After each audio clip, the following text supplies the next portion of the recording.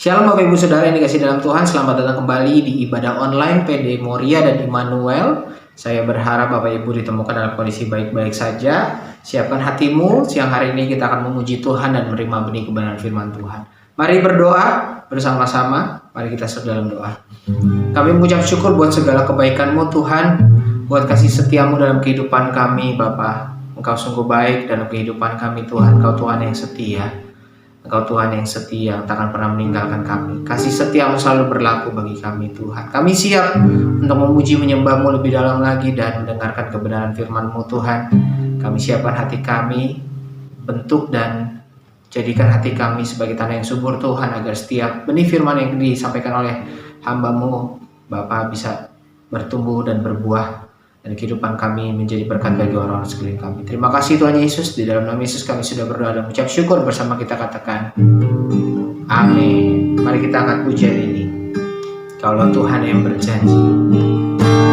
Kaulah Tuhan yang berjanji, tak sekalipun kau ingkari kesetiaan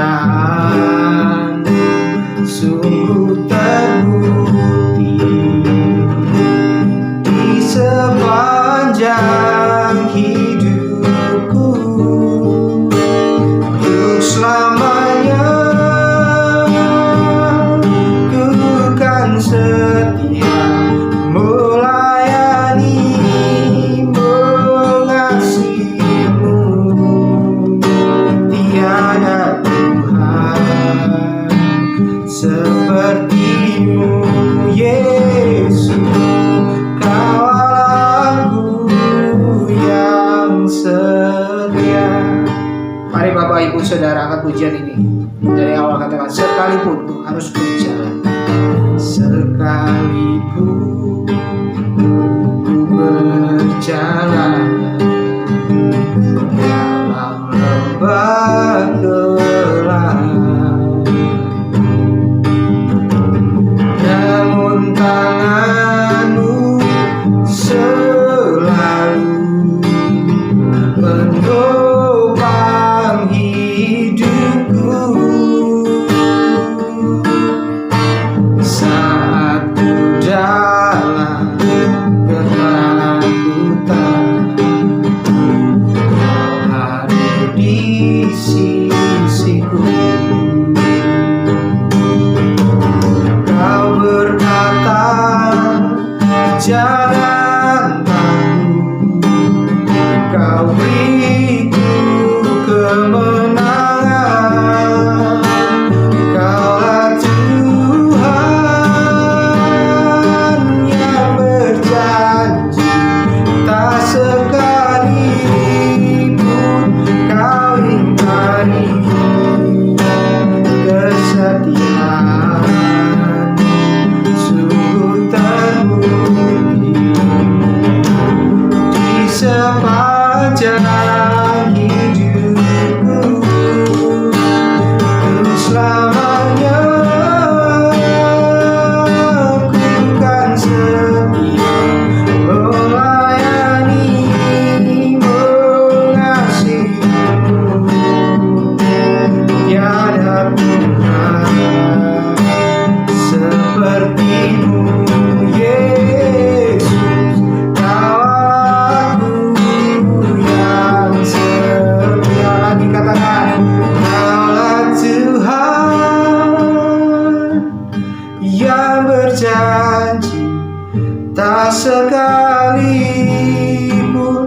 Kau ingkari kesetiaan sungguh terbukti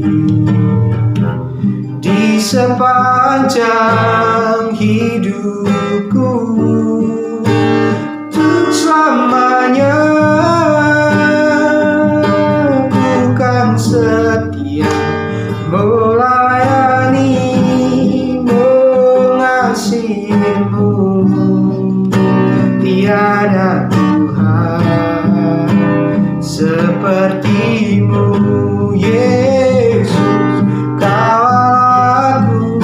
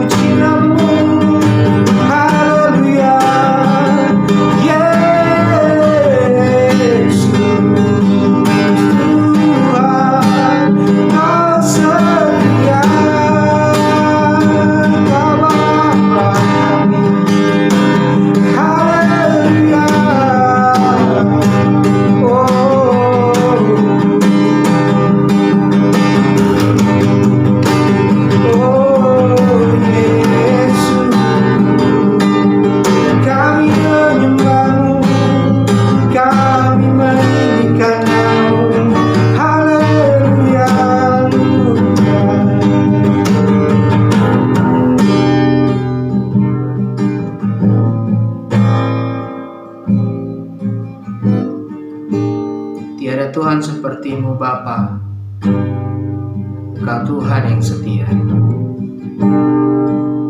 Kepadanya lah kami berharap, kepadamu lah kami bersandar Tuhan. Haleluya. Terpuji namamu Tuhan, terpuji namamu Tuhan. Kami siapkan hati kami untuk terima benih kebenaran firman-Mu Tuhan. Nyatakan isi hati-Mu Bapa, ubahkan kami melalui firman-Mu Tuhan. Kami ingin lebih dekat lagi kepadamu Bapa. Haleluya. Dimuliakan,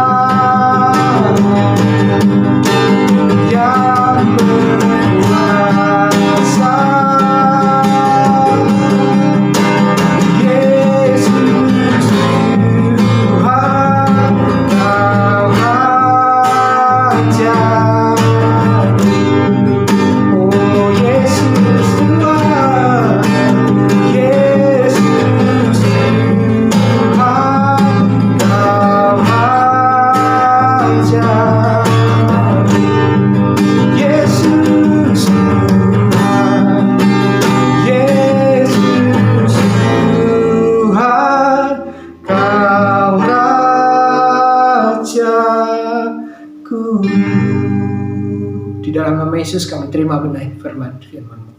Bersama kita katakan, amin. Saudara-saudara yang dikasihi oleh Tuhan Yesus Kristus, saya harap Anda semua sehat dan gembira di tengah-tengah berbagai tantangan dan pergumulan yang kita hadapi. Kita mesti tetap fight.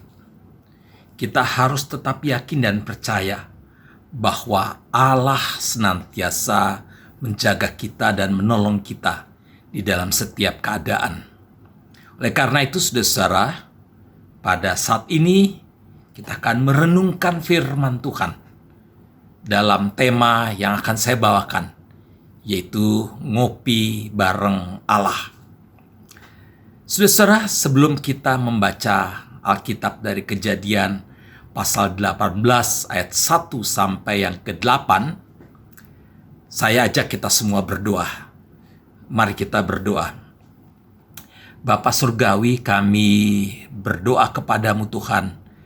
Kiranya Bapa memberikan kepada kami kekuatan, sehingga pada saat kami mendengarkan firman-Mu ya Tuhan, kami sungguh-sungguh disegarkan, kami sungguh-sungguh dikokohkan, segala ketakutan dan kekhawatiran tidak lagi menguasai kami, tetapi iman kami kepadamu Tuhan, yang akan senantiasa menuntun kami.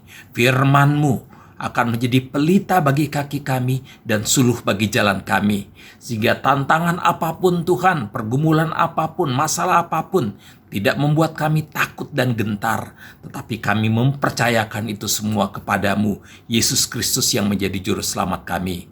Terima kasih Bapa, demi Kristus Yesus kami berdoa. Amin. Nah, saudara-saudara, saya akan membaca dari Kejadian pasal 18 ayat yang pertama hingga yang ke-8. Demikian bunyinya. Kemudian Tuhan menampakkan diri kepada Abraham dekat pohon tarbantin di Mamre. Sedang ia duduk di pintu kemahnya waktu hari panas terik. Ketika ia mengangkat mukanya, ia melihat 3 orang berdiri di depannya. Sesudah dilihatnya mereka, ia berlari dari pintu kemahnya menyongsong mereka. Lalu sujudlah ia sampai ke tanah serta berkata, "Tuanku, jika aku telah mendapat kasih Tuanku, janganlah kiranya lampaui hambamu ini. Biarlah dia ambil air sedikit, basuhlah kakimu, dan duduklah beristirahat di bawah pohon ini. Biarlah ku ambil sepotong roti, supaya tuan-tuan segar kembali. Kemudian bolehlah tuan-tuan meneruskan perjalanannya, sebab tuan-tuan telah datang ke tempat hambamu ini." Jawab mereka, "Perbuatlah seperti yang kau katakan itu." Lalu Abraham segera pergi ke kemah, mendapatkan Sarah, serta berkata, "Segeralah ambil 3 suka tepung yang terbaik, remaslah itu dan buatlah roti bundar."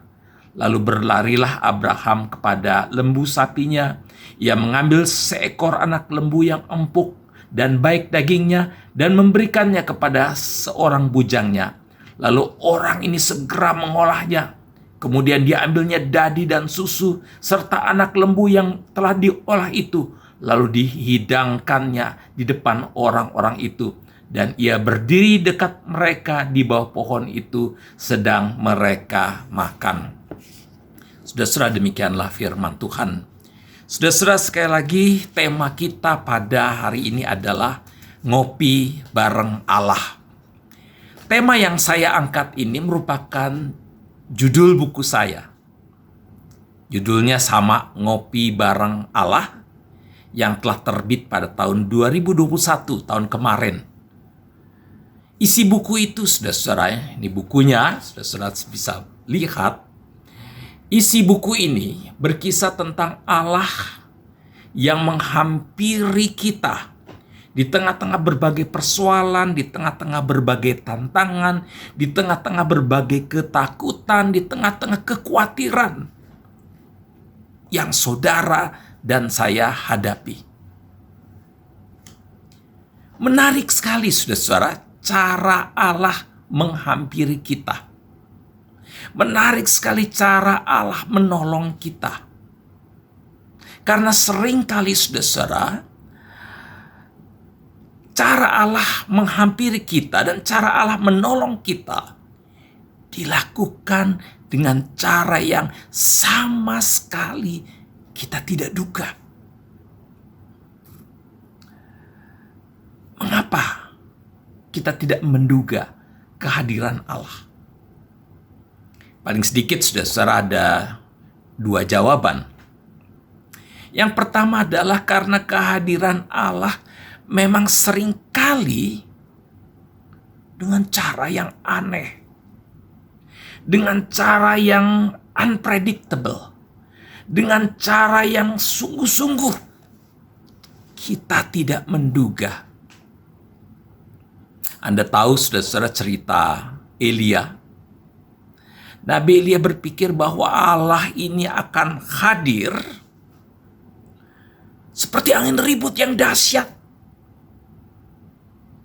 Ternyata Allah tidak di situ.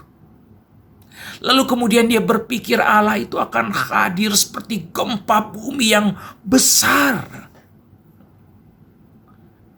Kali ini pun dia salah. Allah tidak hadir dalam gempa bumi yang besar dan dahsyat. Lalu Nabi Elia berpikir bahwa mungkin Allah akan hadir seperti api yang besar yang menakutkan, kobaran api yang dahsyat. Itu pun salah. Allah tidak hadir dalam peristiwa-peristiwa dahsyat seperti itu. Nabi Elia nyerah. Dia tidak tahu bagaimana Allah akan hadir. Dan Anda tahu, saudara-saudara, bagaimana Allah hadir. Ternyata kehadiran Allah melalui angin sepoi-sepoi yang lembut, yang nyaman, yang biasa-biasa saja. Artinya saudara, memang Allah hadir dengan cara yang biasa-biasa.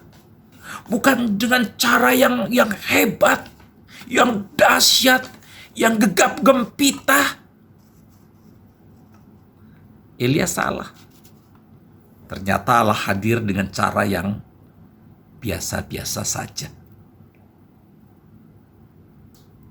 Kita bayangkan saudara, Allah akan hadir seperti seorang raja dengan segala kekuasaan dan kedahsyatan, dengan segala kebesarannya. Banyak orang berpikir seperti itu. Tapi kita semua lagi-lagi salah. Karena ternyata dalam Natal kemarin kita baru rayakan, Allah hadir sebagai seorang bayi yang lembut, yang tidak berdaya, yang miskin, yang lemah. Tidak ada seorang pun yang menduga kehadiran Allah seperti itu. Abraham dan Sarah juga begitu, saudara-saudara.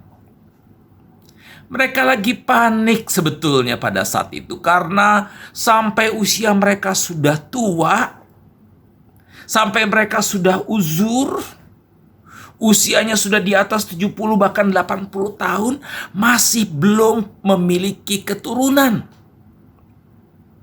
Dan Anda tahu dari dulu bahkan sampai sekarang ada banyak orang yang berpikir bahwa tidak memiliki keturunan itu adalah aib.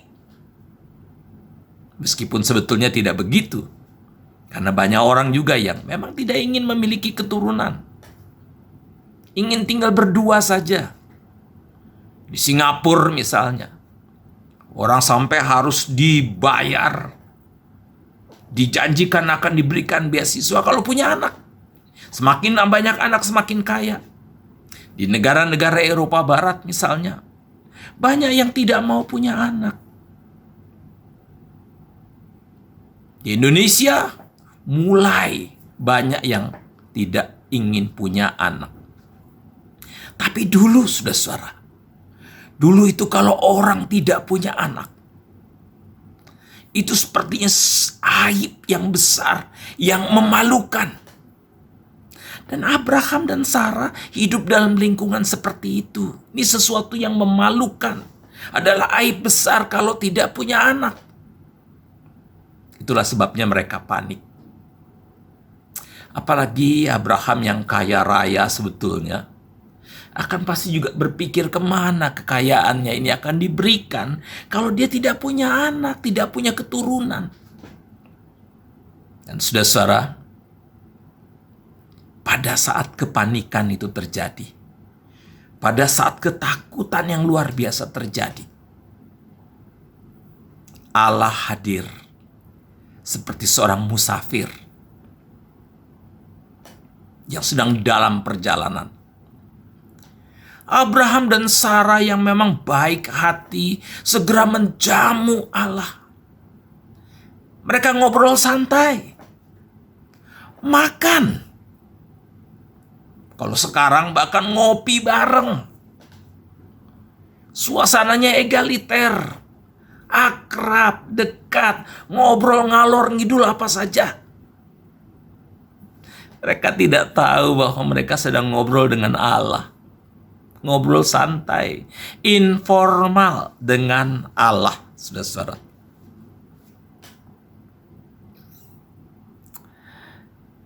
Dulu saat saya kecil ya, saya selalu membayangkan Allah itu seperti algojo. Yang kalau seandainya saya salah, dia akan memukul, dia akan menghajar, dia akan menghukum saya. Saya seringkali berpikir Allah seperti algojo. Tetapi kemudian saya berpikir, oh mungkin Allah itu seperti pejabat tinggi.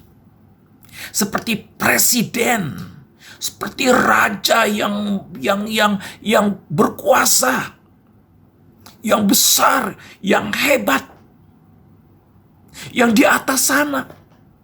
Relasi saya dengan dia vertikal. Dia di atas sana, saya di sini, di bawah. Saya membutuhkan dia, dia tidak terlalu membutuhkan saya.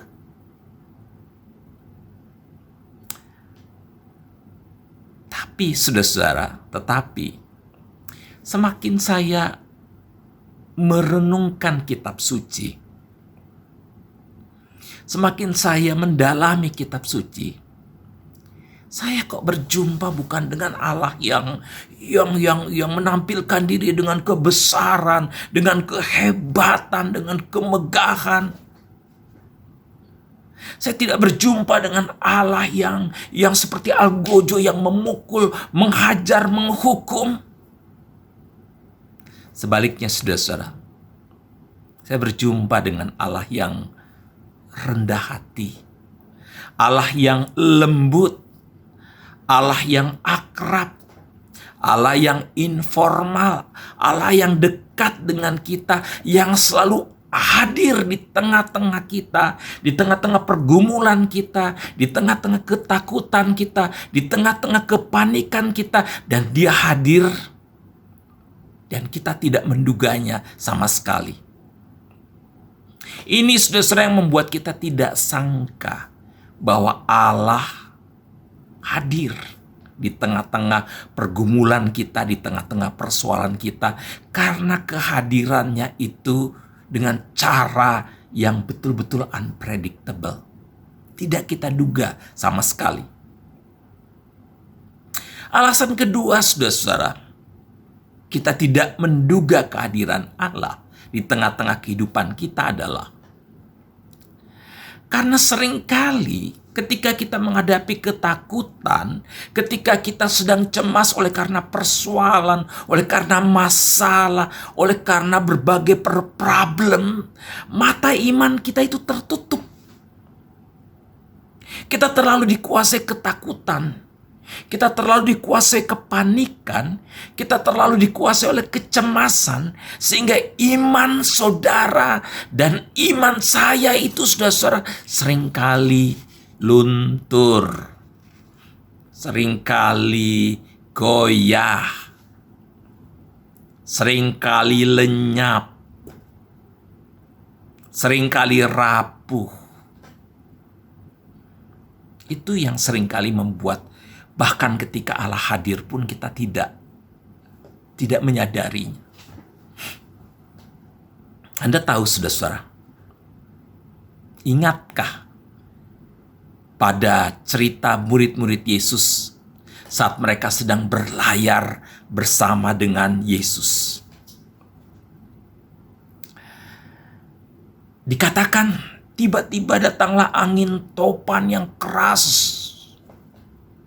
yang kencang, dan muncul gelombang yang besar.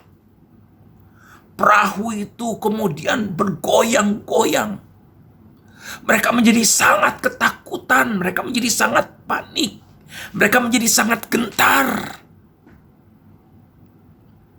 Dan di dalam ketakutan, kegentaran, dan kepanikan mereka itu, saudara-saudara, mereka berteriak kepada Yesus yang pada saat itu sedang tidur. Apa yang mereka teriakan? Guru, guru, engkau tidak peduli, kita akan binasa. Mereka panik. Mereka cemas. Mereka mengalami kegentaran yang luar biasa. Yesus yang sedang tidur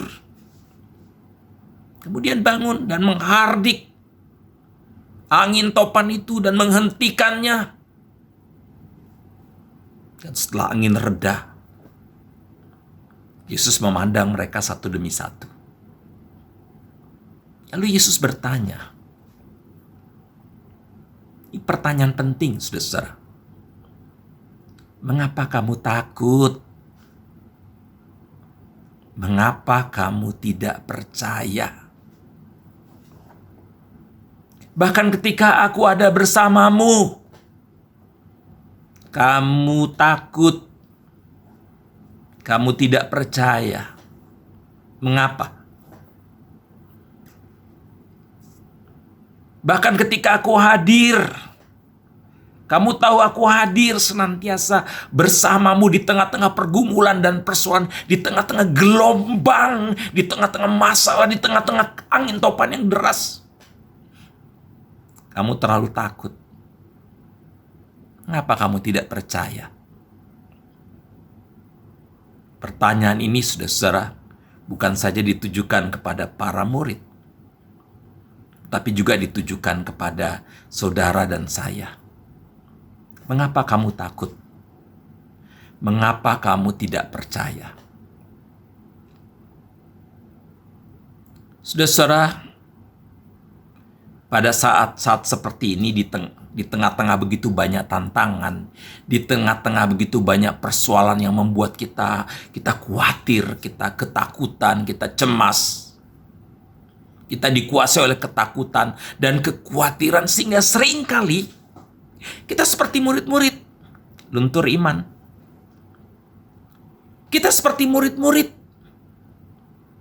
goyah, kehilangan spiritualitas. Dan cerita murid-murid bersama Yesus itu, saudara, mengingatkan kepada kita bahwa ketakutan dan kekhawatiran sebetulnya tidak akan membuat persoalan yang Anda hadapi, masalah yang Anda hadapi selesai. Tidak akan. Sebaliknya justru ketika Anda panik, ketika Anda cemas, ketika Anda dikuasai oleh ketakutan dan kekhawatiran, persoalan itu justru semakin ruwet, semakin rumit, semakin complicated. Dan Anda bisa menjadi putus asa, Anda bisa menjadi ketakutan, Anda menjadi frustrasi. Dan kalau sudah begitu, saudara, kita betul-betul merasa hopeless dan helpless. Kita jadi stres. Oleh karena itu, saudara, di tengah-tengah tantangan, pergumulan, dan persoalan, langkah yang mesti kita ambil adalah jangan lupa Allah hadir. Dia selalu ada bersama-sama dengan kita. Dia hadir dalam posisi yang seringkali tidak terduga.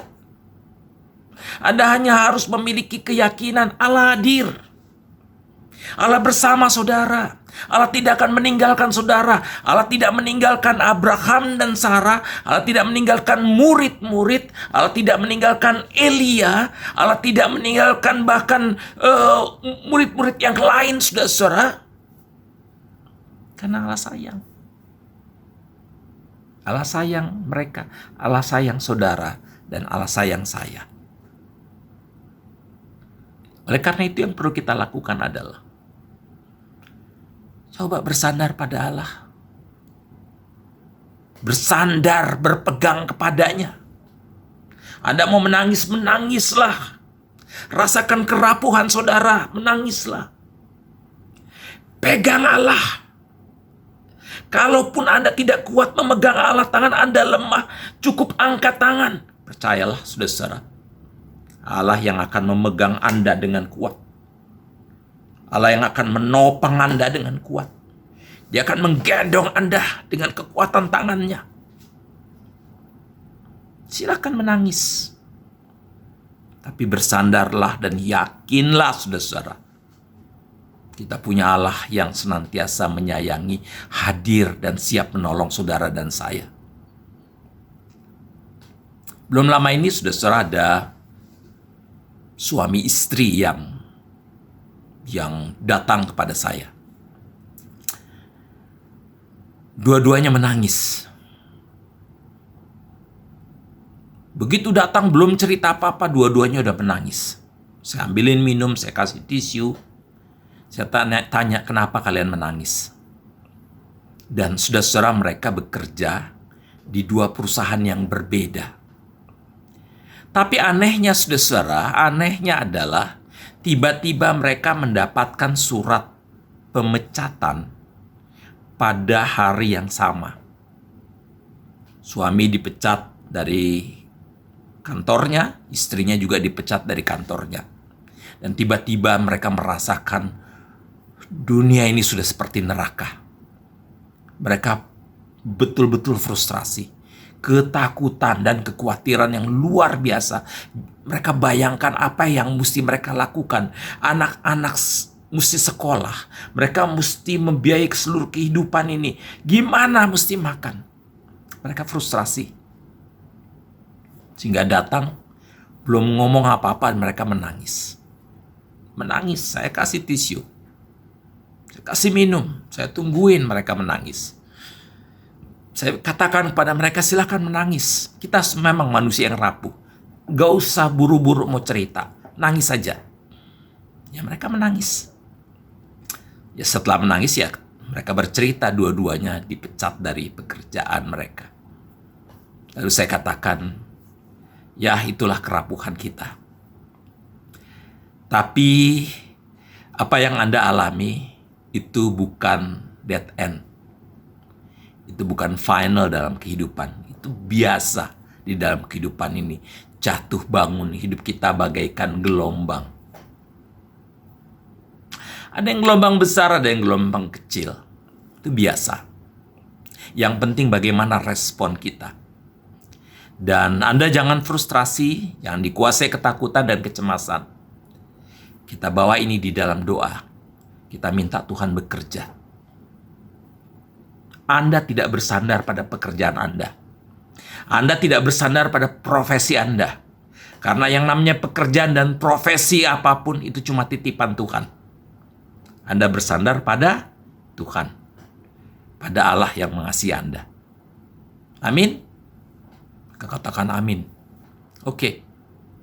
Ya, janji jangan dikuasai ketakutan, kepanikan. Boleh takut, boleh panik, boleh takut, tapi tidak dikuasai oleh ketakutan, kepanikan, dan ketakutan dan kecemasan, tapi dikuasai oleh Tuhan. Ya sudah, kita berdoa. Berdoa. Masih nangis. Tapi kali ini nangis, betul-betul berserah. Tuhan, aku berserah kepadamu Tuhan. Aku tidak tahu apa yang aku lakukan, tapi aku tahu Tuhan bersamaku. Tuhan adalah sumber kekuatanku. Aku tidak bersandar pada pekerjaanku. Aku tidak bersandar pada profesiku. Tapi aku bersandar pada Allah.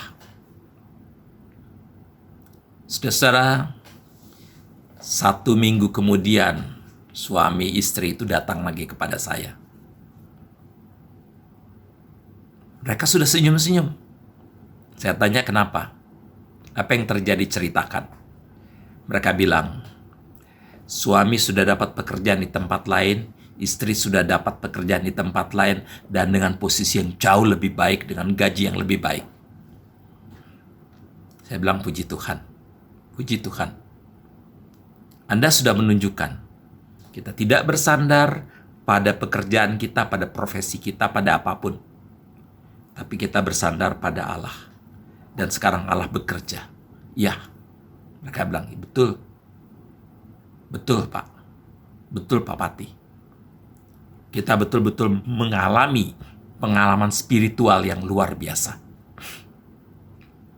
Dan pengalaman ini akan kami bawa seumur hidup. Akan kami bagikan kepada anak-anak kami. Bahwa di dalam segala hal, di dalam segala situasi, tetap bersandar kepada Tuhan yang hadir di tengah-tengah kehidupan kita dan siap menolong kita. Sudah seorang teman saya pilot. Oleh karena pandemi COVID-19, banyak pesawat yang tidak terbang. Dan banyak pilot yang tidak mendapatkan pekerjaan. Dia salah satunya. Dia sempat frustrasi sama seperti suami istri yang tadi. Tapi waktu ngobrol-ngobrol dengan saya, ngopi-ngopi dengan saya, saudara-saudara, dia mengeluh. Lalu saya katakan, hey, kamu sebetulnya punya hobi apa sih? Dia katakan, saya sebetulnya punya hobi masak. Masak apa? Nasi goreng. Oke. Kalau gitu saya ke rumahmu, kita makan nasi goreng yang buatan kamu ya. Ya, kita ngambil kopi, saudara-saudara. Bawa pulang kopi, kita ke rumahnya, dia masak nasi goreng. Saya makan, waduh enaknya luar biasa. Saya bilang, kenapa you nggak jual nasi goreng? Cobalah jual nasi goreng. Dia bilang, oh ya, kenapa ya? Saya tidak lakukan itu. Kenapa saya harus frustrasi? Kenapa saya harus tiba-tiba merasa kehilangan segala sesuatu hanya oleh karena pekerjaan saya sekarang dihentikan? Mestinya saya kreatif. Saya tetap bersandar kepada Tuhan. Akhirnya sudah saya katakan, ini kopi yang kita minum ini betul-betul mengingatkan saya pada kehadiran Tuhan. Saya bilang puji Tuhan, karena Tuhan juga hadir. Bahkan ngopi bersama dengan Abraham, kira-kira begitu saya katakan. Dengan kondisi santai.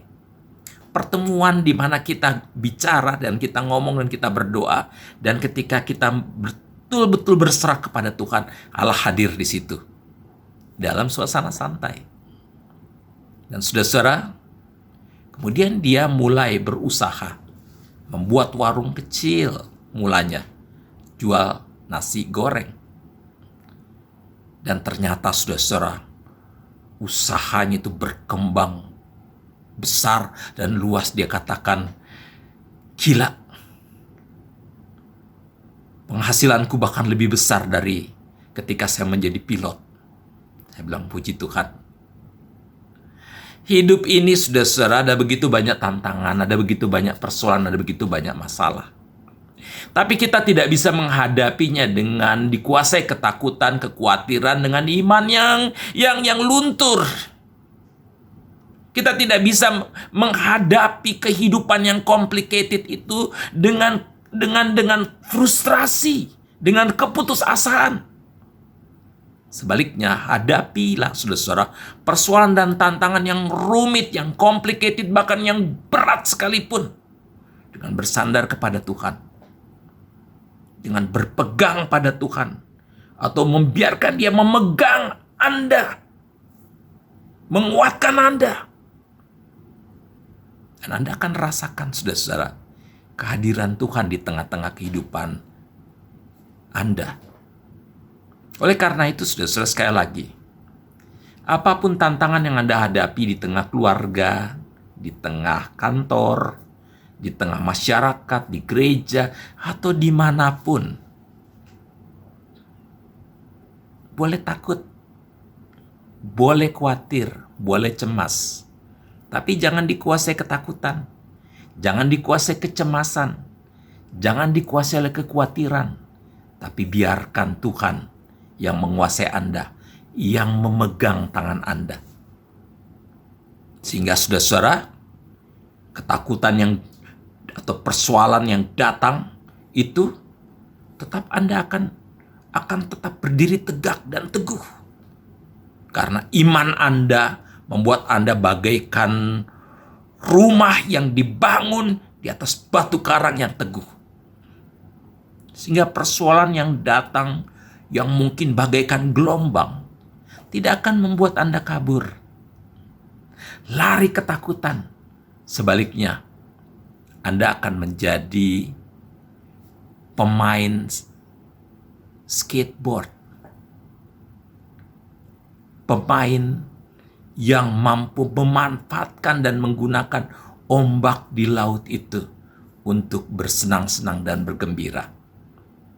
Kadang-kadang tantangan pergumulan adalah justru berkat dari Tuhan untuk mengasah iman kita, untuk mengasah kepercayaan kita, untuk mengasah keyakinan kita, untuk membuka mata kita.